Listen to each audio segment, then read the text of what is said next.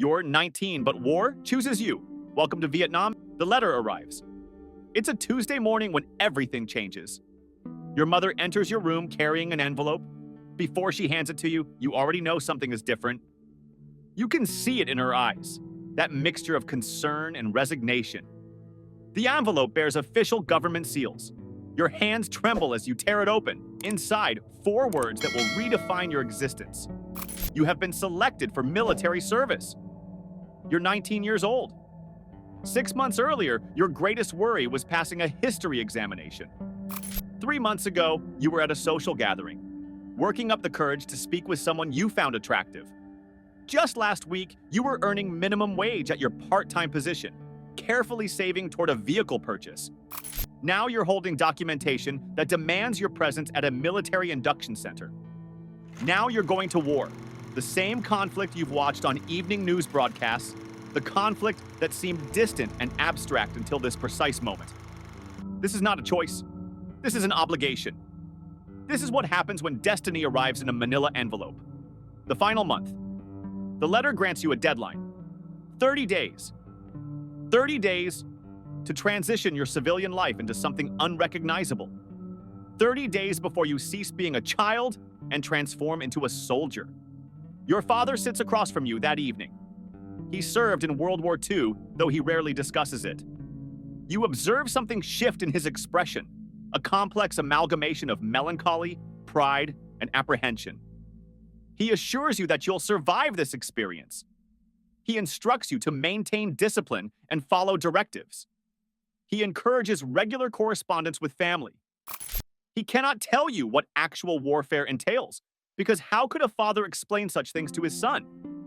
How could he describe the visions that will permanently inhabit your consciousness? Your significant other responds with tears. She embraces you firmly and promises to await your return. She insists that 12 months represents a manageable duration. She commits to writing daily correspondence. Part of you desperately wants to believe her promises, to accept that reunion will restore everything to its previous state. Yet another part of you understands, with unsettling clarity, that nothing will ever be identical.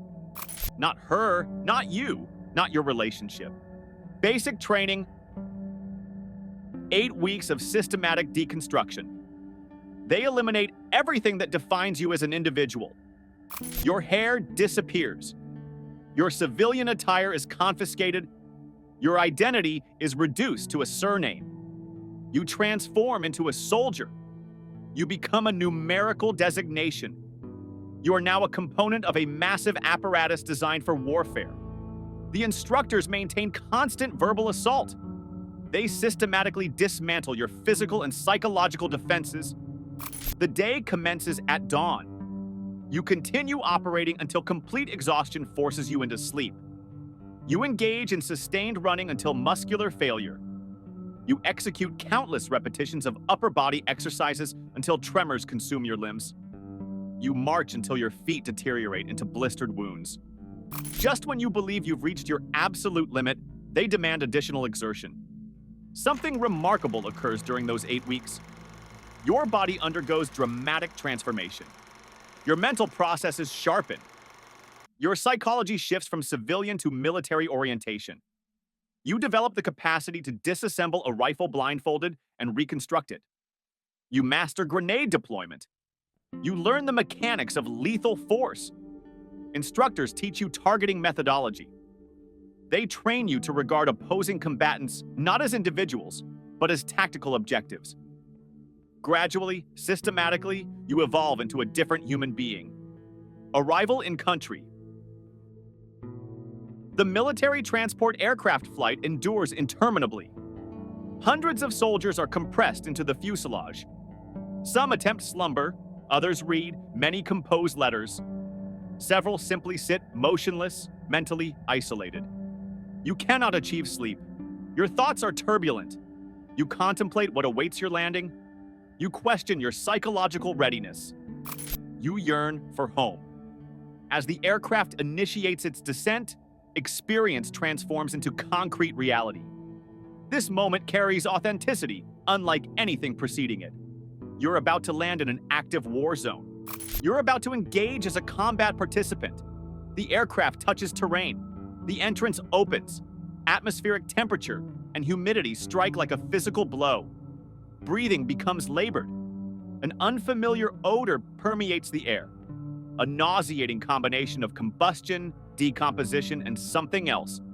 Something resembling death itself. You disembark alongside hundreds of others. Soldiers populate every available surface. Some are boarding outbound aircraft for departure. These individuals appear transformed. Despite having arrived merely 12 months prior, something fundamental has changed within them. Their gazes possess distance, as though perceiving dimensions invisible to newcomers. They carry knowledge that you will inevitably acquire. Leadership assigns you to your operational unit, the 1st Infantry Division, designated Big Red One. The terminology lacks meaning presently, but comprehension will arrive. You receive additional equipment, a protective vest of considerable weight, additional ammunition, various tactical gear. Subsequently, you're boarding a helicopter bound for your assigned base, your inaugural helicopter journey. The side gunner operates his weapon across the jungle expanse below. Tropical vegetation stretches endlessly in every direction, verdant, foreboding, interminable. This territory will comprise your operational environment for the subsequent 12 months. This location will become your battlefield. This landscape could become your tomb. First combat. The base resembles controlled pandemonium. Personnel populate every location. Some arrive from reconnaissance missions, covered in mud, radiating exhaustion. Others prepare for immediate deployment. Noise persists constantly. Rotary wing aircraft, motorized vehicles, electrical generators, human voices. You're assigned to quarters and introduced to your platoon members. They evaluate you visually. Newcomer, fresh soldier. You perceive their internal assessment. They contemplate your probability of survival. They question whether to invest emotional energy, learning your identity, recognizing that newly arrived soldiers frequently don't endure extended periods. Your initial reconnaissance mission occurs 3 days following arrival, 72 hours. That represents the adjustment period before they deploy you into tropical wilderness, carrying weaponry and communication equipment, assigned to identify hostile forces. Your commanding officer summarizes the operation. Elementary patrol, 4-hour duration. Navigate the jungle perimeter and return to base. But nothing in Vietnam qualifies as straightforward. Stepping into the vegetation generates authentic terror. Not theoretical apprehension regarding potential outcomes, but visceral, immediate fear. Every shadow represents possible threat. Every acoustic signal could constitute final notification before ammunition impacts your body. The jungle canopy prevents visibility beyond the soldier immediately ahead. Your uniform becomes completely saturated with perspiration within moments. Insects attack perpetually. Silence is mandatory. Constant vigilance is required. You must remain prepared for immediate engagement. The passage of time. Days accumulate into weeks. Weeks extend into months. Individual operations vary in specifics while remaining identical in significant ways. Each mission carries danger. Each mission produces exhaustion. Each mission extracts something from your psychological foundation. You observe new soldiers arrive. You observe some depart in flag-draped containers. You witness companions sustain injuries. You attend funerals for comrades. Gradually, the 19-year-old conscript dissolves. Something harder, more emotionally detached, something capable of operating within this environment takes his place. Postal correspondence from your family becomes your psychological anchor. Your mother writes weekly, narrating community developments, weather conditions, your younger siblings' sports achievements, culinary preparations. Regular existence. A reality existing on another dimension. Your romantic partner's letters become progressively infrequent. Daily correspondence transitions to sporadic contact, then ceases entirely. You're not shocked. The separation, not physical distance, but emotional distance, proves insurmountable. She cannot comprehend your experiences. You lack ability to articulate them in written form. The final countdown. By the 9th month, you're calculating individual days rather than weeks. 90 days remaining. 89, 88. You maintain a calendar marking each passing day. Every completed day signifies progression toward departure, toward survival completion. You've stopped anticipating beyond this point. Your psychological focus narrows to immediate survival. Today, followed by tomorrow, followed by the subsequent day.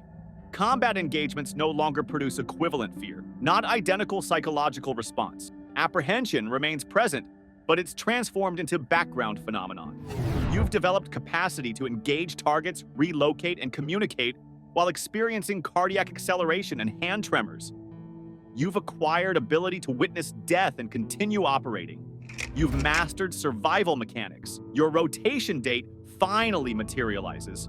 You've accomplished the impossible. You've survived an entire assignment duration in Southeast Asia. The helicopter transporting you to the airfield feels like the most pleasurable journey of your existence. You're returning home. Genuine repatriation. Certain soldiers from your arrival cohort didn't survive, but you did. You're among the fortunate ones.